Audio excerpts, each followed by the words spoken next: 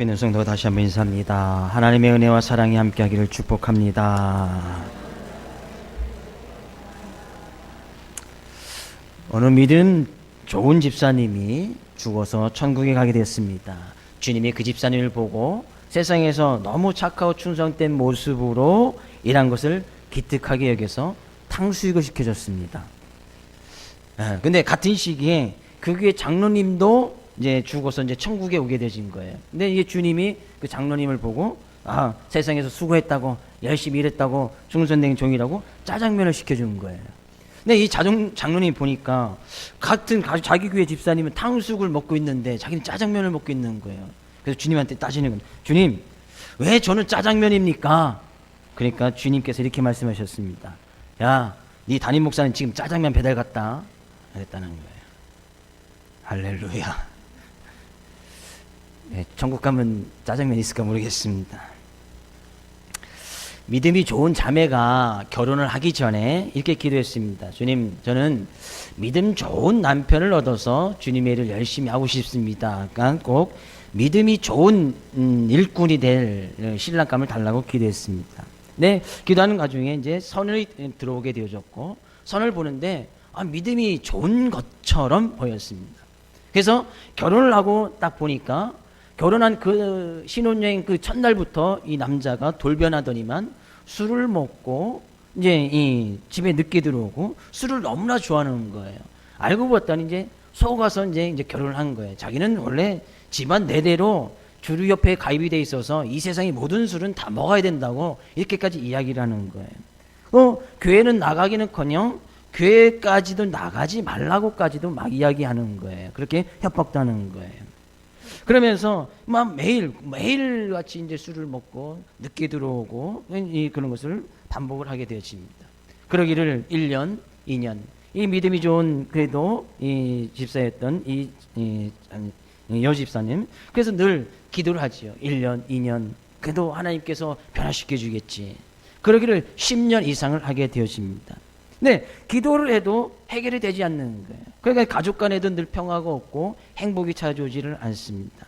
그래서 늘 자기는 교회 갈 때마다 힘들게 교회 갈 때마다 가족들이 부모님과 아이들이 이렇게 손을 잡고 교회는 모습이 너무나 부러웠던 거예요.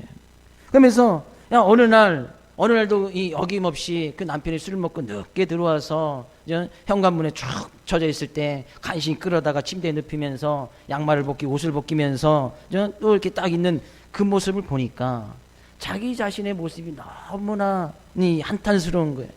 내가 왜 이렇게 살았을까? 하나님, 내가 믿음 좋은 일꾼 달라고 했는데 왜 이런 남편을 주셔서 우리의 가정에 평화도 없고 행복이 없게끔 만들어 주십니까? 그러면서 자기 자신을 보니까 너무나 한숨스러워 보이기도 했고, 술을 먹어서 힘이 없이 쭉 처져 있는 그 남편을 보니까 갑자기 이제 눈물이 나기 시작한 거예요. 야, 이렇게는 더 이상 못 살겠구나. 기도해도 10년 이상을 기도해도 하나님께서 응답해 주시지 아니하고 대성통곡하면서 삶을 이제 이혼을 하든지 뭐 해야겠다는 그런 결단을 하게 되었습니다. 근데 마침 이제 그 순간 성령님의 도우심으로 지난주의 말씀이 딱 떠오르는 거예요. 지난주의 말씀, 감사하는 자가 되라. 범사에 감사하라 라는 말씀이 딱 떠오르는 거예요. 감사하는 자가 되라고, 범사에 감사하라고, 물론 그런 말씀이 딱 되는 것은 성령님의 은혜지요. 그래서 과연 이 남편을 보고 무슨 감사의 조건을 찾을 수 있을까 하면서 술에 찌들인 남편을 쳐다보게 되십니다. 그래도 말씀에 의지해서 한번 감사하라고 했으니, 범사에 감사하라고 했으니 감사의 조건을 찾기를 시작합니다. 감사의 조건을 찾으면서 감사를 하는데 이런 감사를 하는 거예요. 첫 번째, 술에 찌들어 쓰러져 있는 남편을 보니 한심하기 짝이 없으나 그래도 없는 것보다 나으니 감사합니다. 그러니까 또 다른 감사 조건이 생각나는 거예요. 두 번째, 언젠가는 좋은 남편이 될 수 있을 것이라는 믿음이 있으니 또한 감사합니다. 세 번째, 술에 취했지만 항상 다른 곳으로 가지 아니하고 집으로 찾아와 주니 감사합니다. 네 번째, 그래도 술은 좋아해도 여자라고는 나밖에 모르니 감사합니다. 다섯 번째, 술을 먹어도 심한 주사나 손찌검은 없으니, 다른 집에 술 먹으면 손찌검도 하고 심한 주사를 부리는데 손찌검이 없으니 또 감사합니다. 여섯 번째, 그렇게 술을 많이 먹어도 병원에 한 번 간 일이 없으니 감사합니다. 7번째, 술 먹은 다음 날은 결근하지 아니하고 또 회사에 꼬박꼬박 출근해주니 또한 감사합니다. 8번째, 토요일에는 술을 더 많이 먹어서 주일날 늦게까지 잠을 자니 교회 가는데 방해되지 않아서 감사합니다. 감사의 조건 찾아보니까 이렇게 8가지 막 찾은 거예요. 그래서 하나님 앞에 감사하다고 고백을 하다 보니까 마음이 편해지기 시작한 거예요. 하나님이 주신 위로와 평강이 찾아오게 된 것이죠. 소망이 찾아왔습니다. 그래, 그래도 감사할 조건이 많이 있네. 불평, 불만, 절망이었던 그 순간에 감사의 조건이 있으니까, 그게 감사하고 나니까 입가에 미소가 저절로 지어지게 되고, 일단 웃는 모습으로 웃게 막 되어져 있는 거예요. 그러니까 술 기운에 옆에서 누가 부스럭거리는 것 같기도 하고 막 희기덕거리는 그런 모습에서 남편이 잠이 딱 깨서 보니까 아내가 무릎을 꿇고 있으면서 싱글벙글 막 웃고 있는 거예요. 그래서 남편이 묻습니다. 뭐가 그리 웃긴가? 라고 보니까 당신과 사는 것이 재미있어서 웃어요. 그런 거예요. 근데 뭐가 재미있는데, 그러니까 금방 하나님께 감사했던 기도의 제목을 이 남편한테 쭉 이야기를 하는 거예요. 내가 그러니까 이 남편이 고개를 한참 동안 숙이고 있더니 이러더라는 거예요. 그래요. 내가 10년 동안 당신을 속여서 이제까지 살아왔는데, 나는 예수 잘 믿는다고, 나는 술이란 걸 모른다고 이렇게 속여서 결혼하면서 쭉 살았는데, 이렇게 애를 먹이고 고생만 시켰는데도 그럼에도 불구하고 감사하다고 하니까 내 가슴이 아프다. 그래서 다시 고개를 숙이더니만 눈물을 흘리더라는 거예요. 그러면서 이 남편이 이야기합니다. 내가 술을 끊도록 노력을 하고, 당장 못 끊겠지만 술을 끊도록 노력을 하고 당신이 좋아하는 교회 한번 나가볼게. 근데 그 다음 주에 교회를 나오더라는 거예요. 그리고 나서 변화되어지더니만 조만 몇 개월이 지나서 술도 끊게 되어졌다는 거예요. 오늘 그런 역사가 일어나길 주의 이름으로 축복을 드립니다. 집안에 있는 그 사람에게도 이런 역사가 있기를 주의 이름으로 축복을 드립니다. 제가 이 서두에 이 예외를 왜 드리냐면, 우리 믿음과 신앙의 길은 길고 긴 영적인 싸움입니다. 단기간에 이루어지는 것이 아니라는 거예요. 믿음 단순간에 생기는 것도 아니고, 내가 믿음의 싸움을 오늘 이겼다고 해서 내일도 그 승리가 보장되는 것은 아니라는 거예요. 길고 긴 이 믿음의 영적인 싸움에서, 이 세상에서 살아가는 우리 이 영적인 싸움에서 늘 승리하고 그런 주님 위해서 열심히 달려가기 위해서는 주님의 주신 크신 은혜와 사랑이 없이는 또한 안 된다는 것을 우리는 고백할 수 있어야 된다는 거예요. 오늘 본 말씀을 통해서 그런 주님께서 주시는 은혜와 사랑을 함께 나누기를 원합니다. 이 영적인 싸움에서 끝까지 우리가 주님을 향해서 달려가야 될 이 삶의 모습 가운데서 우리가 어떻게 승리하면서 나갈 수 있을까? 열심히 어떻게 주님을 위해서 달려갈 수 있을까? 오늘 본문 가운데 그런 또 핵심이 담겨져 있습니다.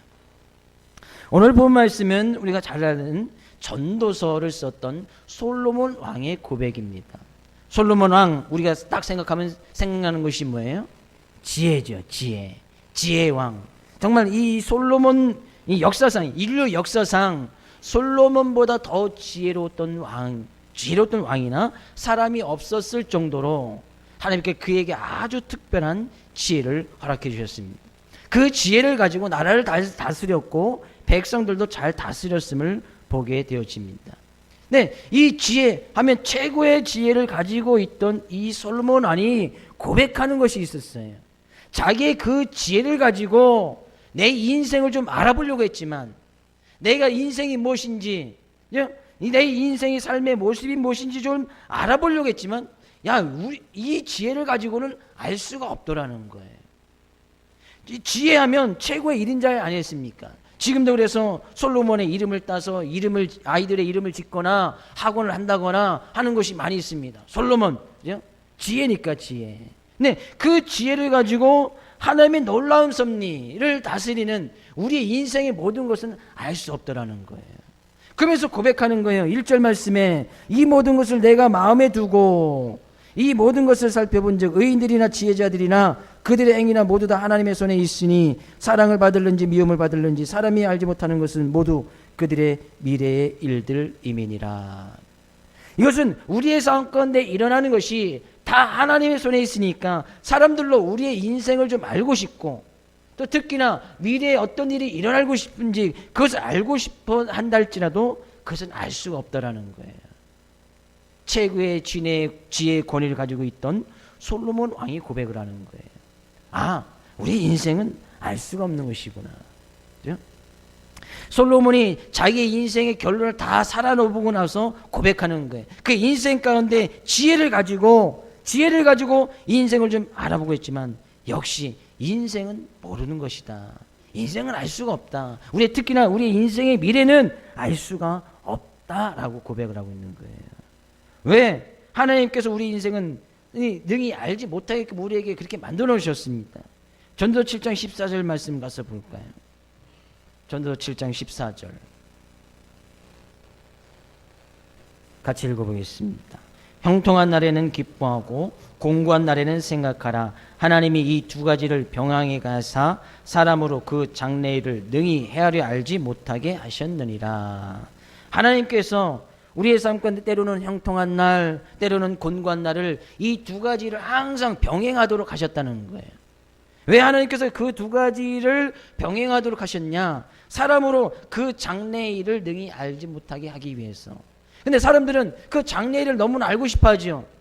아, 내년에는 좋은 일이 있을까? 나쁜 일이 있을까? 아, 나쁜 일이 있으니 미리 막아야 되고, 아, 내년에는 삼재가 꼈으니 그 삼재를 피해서 삶의 방향을 바꿔야 되고, 삶을 어떻게 해야 되고, 아, 내년에는 물이 인생 가운데 어려움이 있으니까 물 있는 근처에는 가지도 말아야 되고, 사람들은 알기를 원하죠. 그래서 그렇게 알려준다고 하는 그런 곳을 찾아가는 거 아니겠습니까? 그죠? 인생의 철학관이라든지 점을 친다든지 구술한다든지 점을 본다든지 어떤 그런 사적인 미신적인 행위를 행한다든지, 사람들은 늘 거기에 관심이 있는 거예요. 미래. 하나님께서는 알지 못하도록 하셨는데 사람들은 알고 싶어 한다는 것이죠. 근데 제대로 알 수가 있습니까? 제대로 알고 있는 그 사람이 알고 있다면 그 사람들이 철학관을 하면서 점을 치면서 거기 앉아 있어서 안 되겠지요. 자기 인생도 모르면서 거기 앉아서 남의 점을 봐준다고요?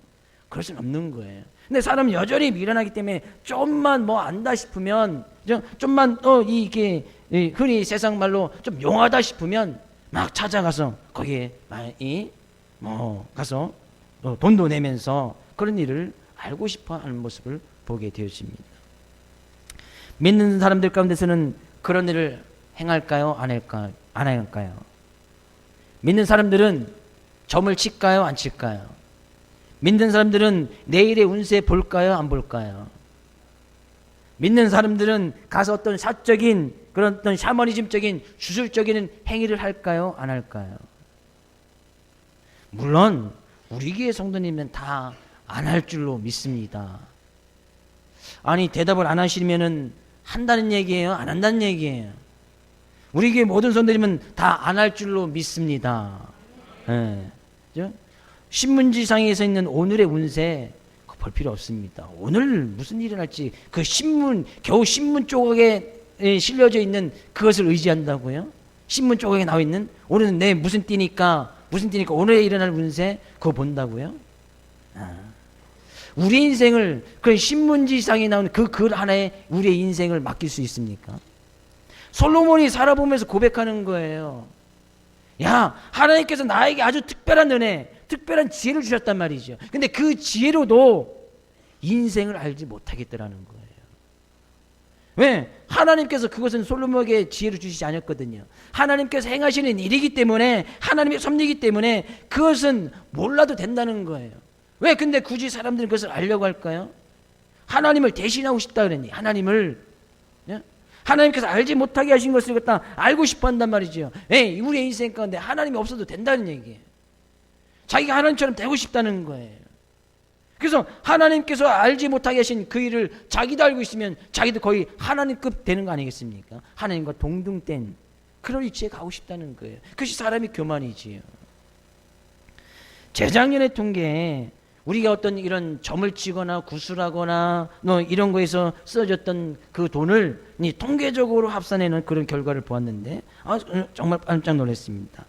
우리나라에서만 4조 한 5천억 정도, 4조 5천억 정도가 사람들이 이런 점을 보고 구슬하고 철학관에 가서 이렇게 돈을 뭐라고 하죠? 이렇게 돈은 내는 것에 대해서 쓰여진 돈이 4조 5천억이라는 거예요.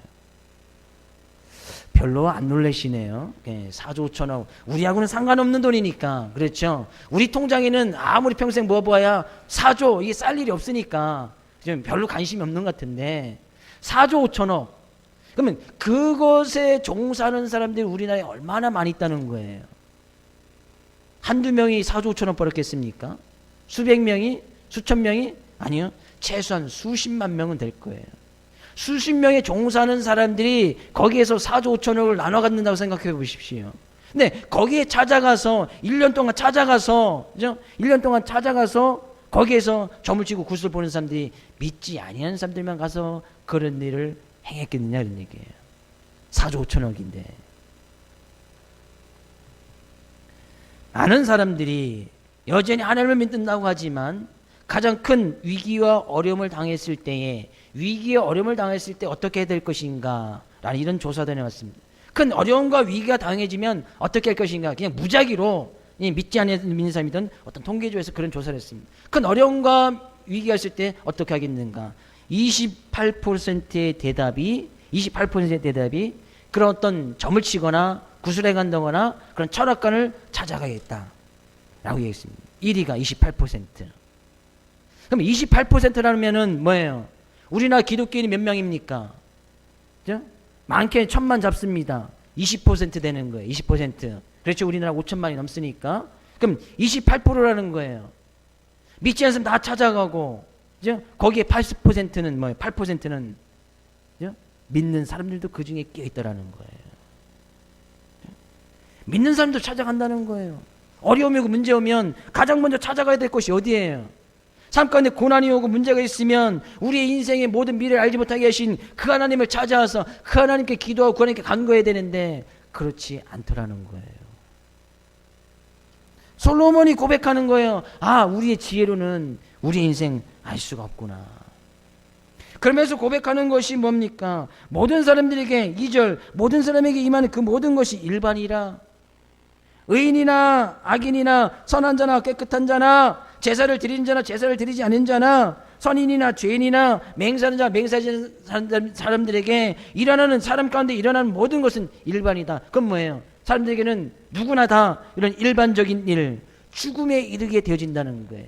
그 사람이 지혜자든 지혜자가 아니든 선한 자든 악한 자든 간에 사람들의 인생의 결국은 다 똑같다는 얘기예요.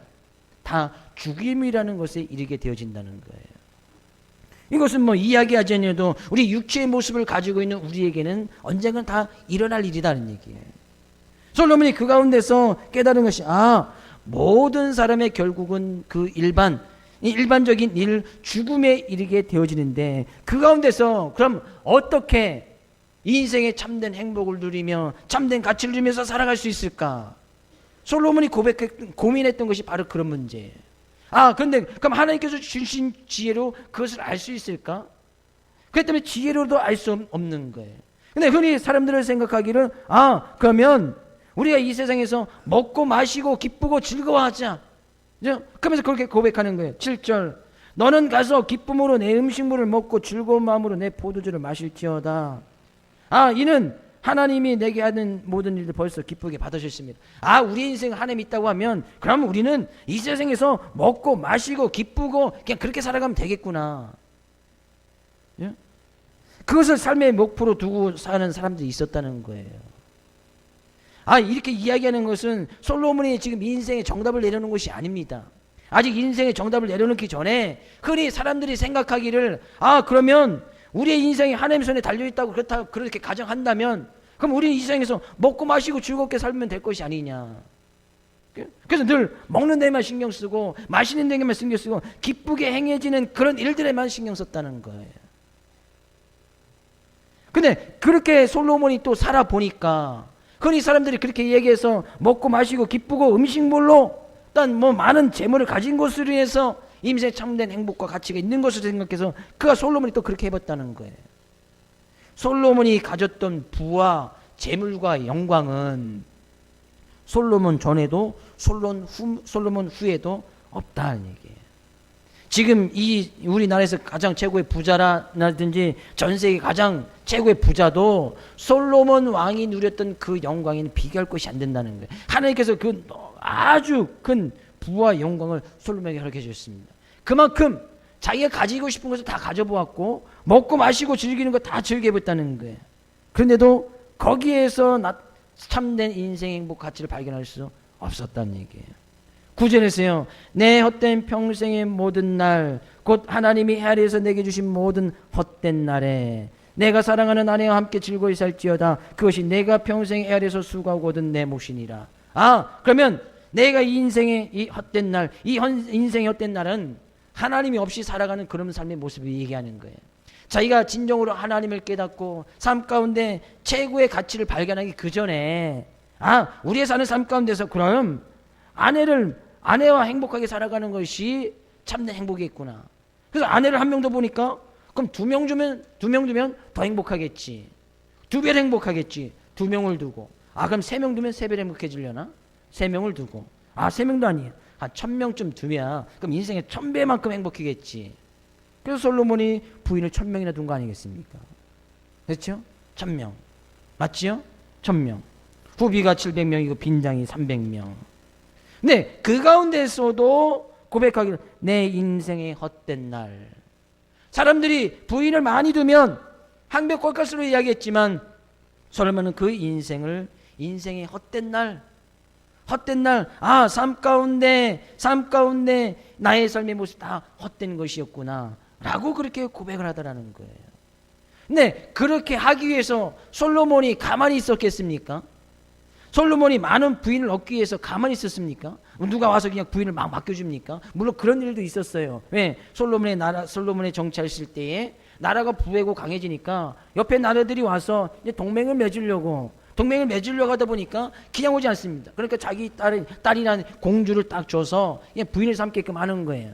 그래서 그래야 자기 이제 부인이 되어지니까 이 자기 강대국이 잘 봐줄 거 아니겠습니까? 물론 그렇게 해서 얻었던 부인들도 꽤 많이 있었습니다.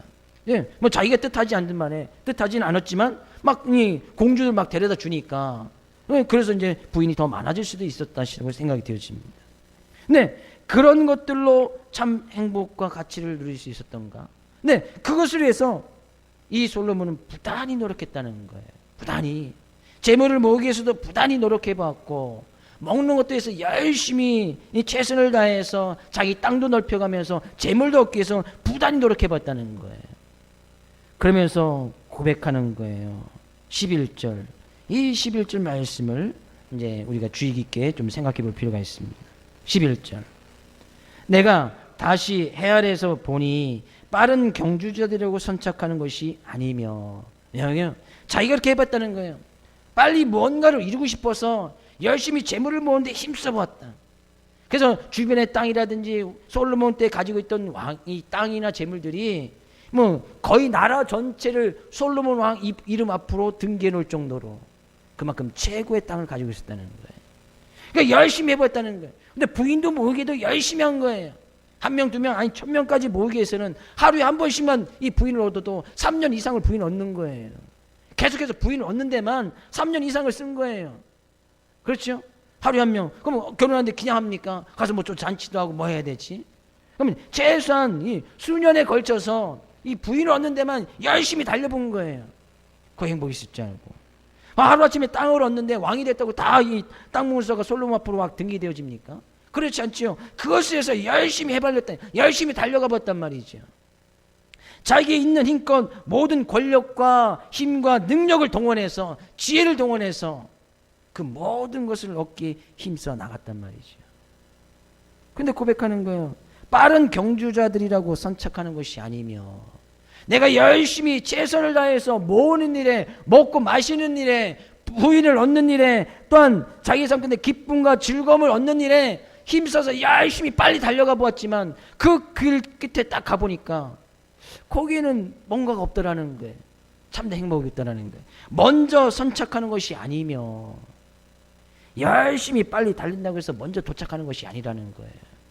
우리가 올 한해 표대를 위해서 열심히 달려가고 있지만 열심히 빨리 달린다고 해서 먼저 도착하는 것은 아니다는 얘기예요.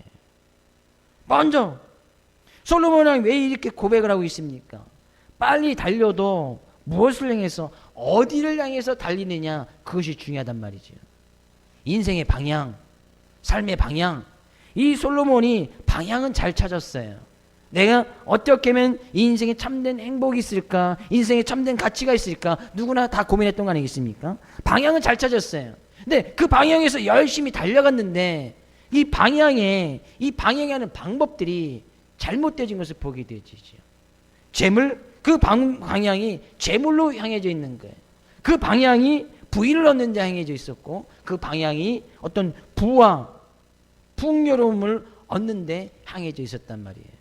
그래서 사업도 크게 해보고 부인도 많이 얻어보고 최고의 영광된 자리, 최고의 권력까지 얻어봤지만 뭔가 거기 끝에 이제 뭔가 행복이라는 것을 그 주제는 잘 가지고 있었지만 뭔가 잘못된 것을 얻어진 것을 보게 되십니다.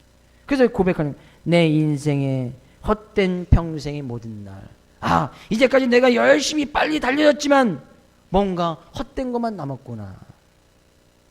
우리가 주님을 향해서, 주님이 가서 열심히 달려가되 우리의 인생의 목표가 주님이 되어지지 아니하고 세상 사람들이 이야기하는 세상 사람들의 행복이나 세상 사람들의 기쁨과 즐거움이 되어져 있다면, 우리 열심히 달려갔지만 열심히 달려고 나간 그 끝에서 고백하는 거예요. 내 인생이 헛되었구나. 내가 헛된 것을 위해서 열심히 달렸구나.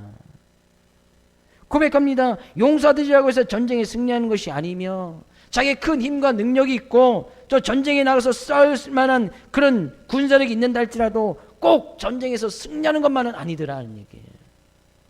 솔로몬 최고의 부와 군사력을 가지고 있었고, 당대 주변에 있는 모든 나라들이 솔로몬을 찾아와서 머리를 조아리면서 동맹을 맺자고 했던 일들이 부지기수로 많이 났던 것을 보게 되십니다.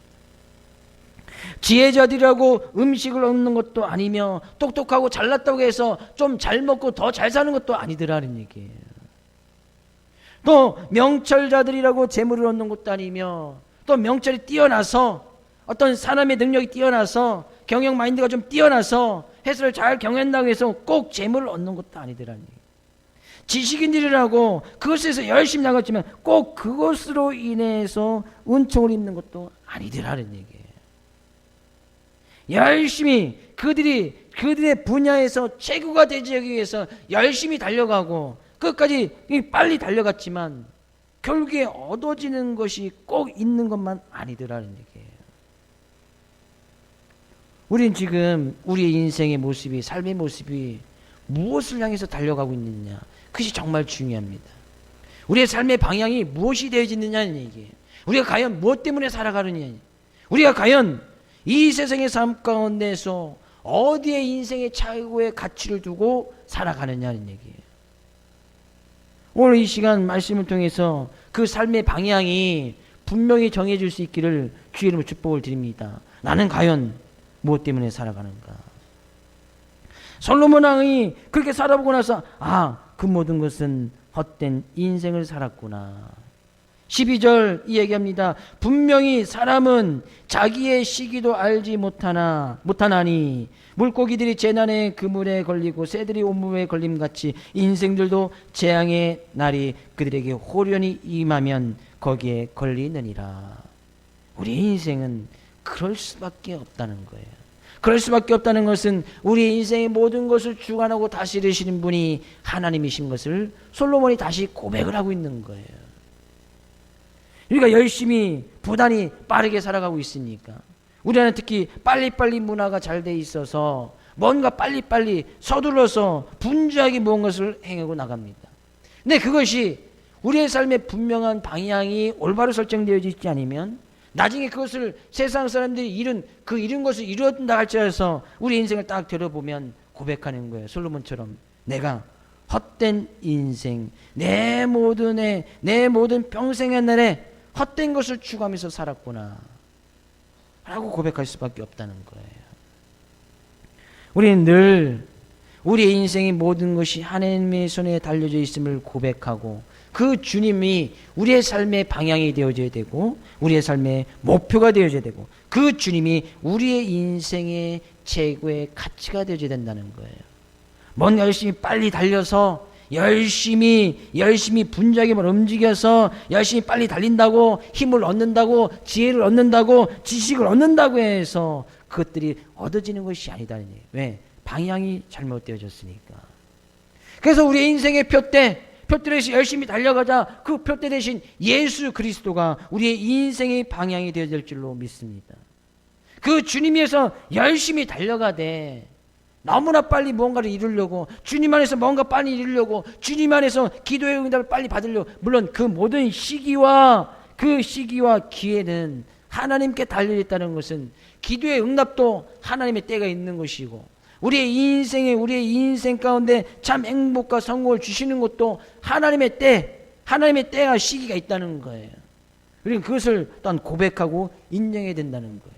우리의 인생의 날에 참 행복이나 또 곤고한 그 모든 것들도 하나님의 손에 의해서 이루어짐을 우리는 고백할 수 있어야 된다는 거예요. 그래서 우리의 삶은 빠르게 빨리 하는 것보다 올바른 방향을 가지고 좀 세상 사람들이 보기에 좀 천천히 가도, 천천히 이루어져도 방향이 중요하다. 방향이. 한참 오래된 영화 가운데 그래 가끔 하늘을 보자라는 영화가 있었습니다. 아마 90년대인가 91년대인가, 그죠? 모르는 친구들 많지. 그래 가끔 하늘을 보자. 그때 그 영화 속에서 나왔던 이 대사 중에 하나가 행복은 성적 순이 아니잖아요 라는 얘기가 그때부터 나온 거예요. 행복은 성적 순이 아니잖아요. 그래서 애들을 막 부단히 공부시키고 막 너무나 바삐 막 어떤 인생의 좀 성공을 위해서 학업에만 막 치중하는 그런 모습, 90년대부터 많이 있었다는 얘기죠. 근데 그렇게 바삐고 움직여서 보다 보니까 결국에 얻는 것이 없다라는 거예요. 그래서 그래 가끔 하늘을 보자.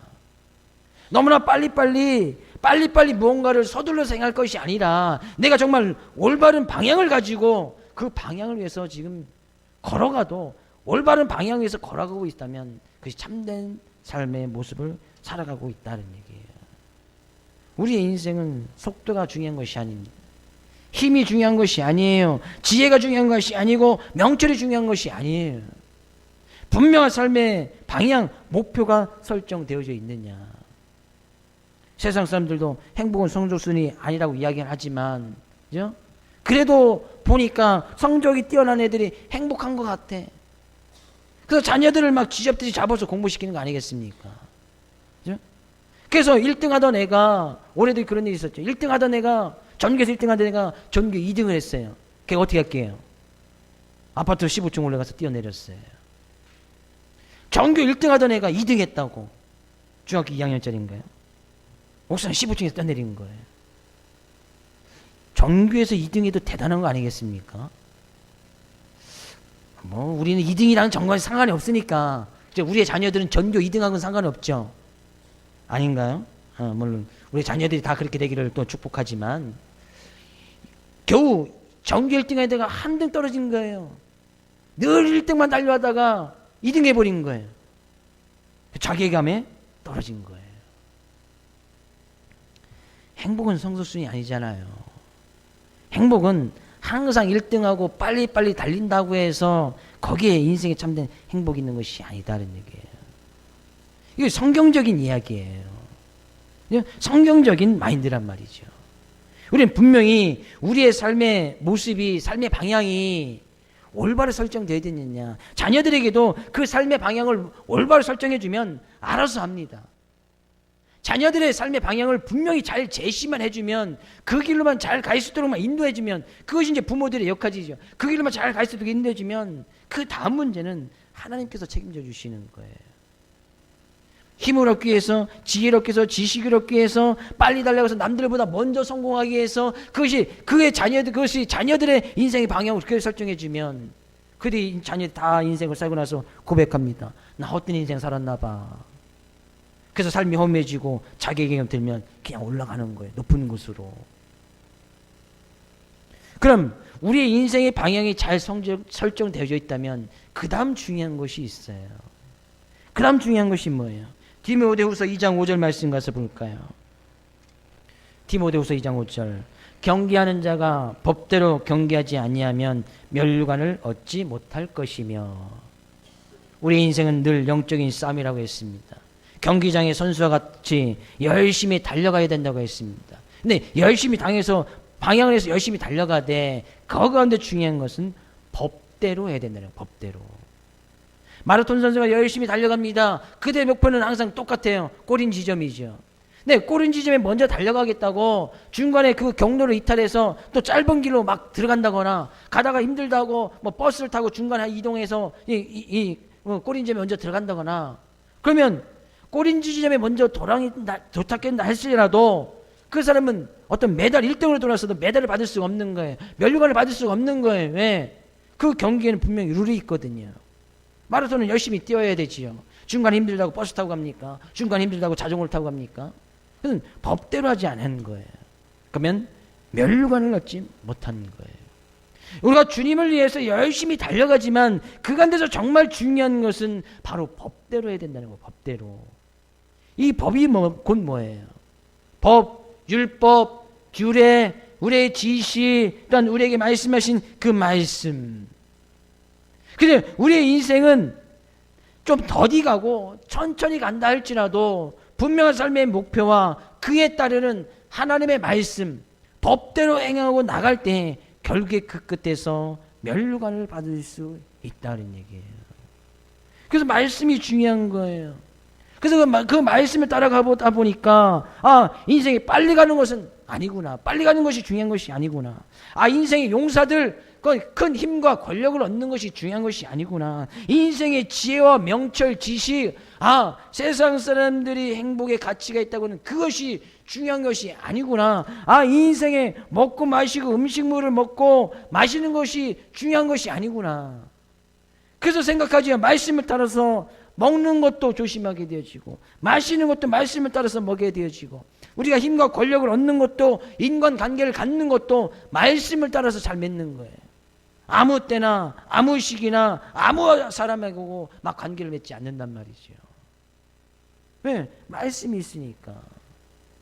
그 법대로 행하지 아니하면 면류관을 얻지 못할 것이니까. 열심히 인생을 살아서 주님 위해서 열심히 살아왔는데 나중에 면류관 얻지 못하면 그것은 아무런 소용이 없는 거예요. 예수님께서도 그런 고백을 하죠. 7절 마태복음 7장에서도 주여 주여 하는 자마다 다 주님을 위해서 상급을 받을 것이 아니에요. 주님, 우리가 주님 위해서 열심히 귀신도 쫓아내고 주님을 열심히 하지 않았습니까? 열심히 했다는 거예요. 주님을 위해서. 근데 나중에 주님께서 난 너 모른다. 알지 못한다. 왜 그런 일이 일어났을까요? 예? 그들은 법대로 하지 않았기 때문이에요. 열심히 달려가서 주님 위해서 그냥 선한 일이 있으면 그냥 하는 데만 앞장서 버린 거예요. 그래서 하는 거 중요하지요. 근데 법대로 하지 않은 거예요. 하는 결과물만 중요시 여겼단 말이죠. 굳이 하면 굳이 하는 그 결과물만 중요시 여긴 거예요. 그러니까 굳이만 열심히 한 거예요. 귀신을 쫓아내면 열심히 한 거예요. 법대로 하지 않은 거예요. 온갖 수단과 방법을 동원해서 그냥 구제만 하면 됐다는 얘기예요. 그냥 선교만 하면 됐다는 얘기예요. 법대로 하지 아니하면 아무런 소용이 없다는 거예요. 그래서 하나님께서 우리의 삶 가운데 말씀을 주신 거예요. 이것이 우리 인생의 법이고 그 법은 곧 우리의 삶을 행복하게 하는 것이고 참된 인생의 가치를 발견하게 하는 것이고 그 법대로 행할 때 하나님께서 우리에게 또한 면류관의 상급을 주게 될 것이고 우리는 그 말씀을 따라서 움직여야 된다는 거예요. 오늘 말씀을 통해서 행해는 우리의 삶 가운데 아직까지도 삶의 방향이 삶의 최고의 가치가 또한 다른 곳으로 되어졌다면 방향을 돌이킬 수 있기를 주의 이름으로 축복을 드립니다. 그것이 회개예요. 방향을 돌이키는 것, 그것이 회개란 말이죠. 회개하며 나갈 수 있기를 주의 이름으로 축복을 드리고 그 주님에서 열심히 달려가되 세상 사람들과 똑같은 그런 기준이 아닌 우리에게는 말씀이라는 기준이 있습니다. 솔로몬도 하나님 믿는다고 하면서 열심히 빨리 달려가 봤어요. 근데 그 길에서 아무 것이 없는 거예요. 말씀 없이 빨리 달려가면 헛된 인생이 되는 거예요. 말씀 없이 힘만 얻으면 전쟁에서 승리할 수 없는 거예요. 말씀 없이 지혜와 지식을 얻으면 세상에서는 성공했다고 인정을 받을 수 있으나 나중에 인생을 살아보고는 스스로 헛된 인생 살았다고 고백할 수밖에 없는 거예요. 솔로몬이 다 살아보고 경험담을 이야기하고 있지 않습니까? 우리가 또 굳이 살아가면서 그런 시행착오를 겪을 필요는 없다는 얘기죠. 남들이 다 해서 그건 안 돼. 야, 그건 먹으면 안 돼. 라고 했는데 굳이 먹어보는 사람, 그건 바보지요. 아, 그거 먹어봤는데 거기에 참된 행복이 없어. 근데 꼭 굳이 먹어보고 그걸 확인해보는 사람. 근데 더 바보는 굳이 먹어봐서 확인했던 그 사람을 보고서도 또 가서 또 먹어보는 사람. 더 바보지요. 우리 인생은 늘 그런 바보 같은 인생을 살아갈 수밖에 없다는 거예요. 하나님께서 말씀을 주셨음에도 불구하고 말씀대로 따라가지 않습니다. 그것이 우리의 법이고 그것이 우리의 참된 행복의 삶으로 이끌어가는 하나님의 귀하신 사랑이 담겨지는 말씀에도 불구하고 말씀을 따라가지 않는단 말이죠. 왜 세상 사람들이 말씀을 따라가지 않습니까? 하나님의 말씀을 받으려고 하지 않습니까? 말씀을 따라가지 않아도 거기에 성공이 있고 행복이 있을 줄로 알기 때문이에요. 말씀대로 살지 않아도 거기에 인생의 행복이 있고 성공이 있다고 사람들이 생각하기 때문에 말씀을 지키지 않는 거예요. 그러나 것을 고백합니다. 아, 인생은 헛되게 살았구나. 우리는 그런 시행착오를 겪지 않기를 주님의 축복을 드립니다. 회개하고 돌이켜서 말씀을 가지고 주님 위해서 열심히라는 것은 빨리 가자는 것이 아니에요. 천천히 가도 법대로 그 법대가 분명히 있으면 그 열심히 가고 있는 거예요. 내가 지금 주님 위해서 열심히 달려가고 있는지, 달려간다 해서 막 뛰어가는 건 물론 그 달려가는 거죠. 달려간다는 것은 내가 지금 법대로 주님 위해서 방향이 잘 잡아져 있는지 그것이 달려가는 거거든요. 행여나 주님 위해서 달려가지 못한 부분들이 있다면 빨리 돌이키고 회개하여서 주님이 주시는 기쁨과 즐거움 속에서 우리의 삶의 모습이 정말 잘 살았다. 자녀들에게도 내 인생 정말 행복하게 잘 살았다. 나의 삶 끝내 참된 행복을 누리면서 살았다. 나의 삶 끝내 진정으로 하나님의 나라를 이루면서 살았다. 그 삶의 방향을 분명히 제시해 줄 수 있는 귀한 삶의 모습으로 한 주간도 승리할 수 있기를 주의 이름으로 축복을 드립니다.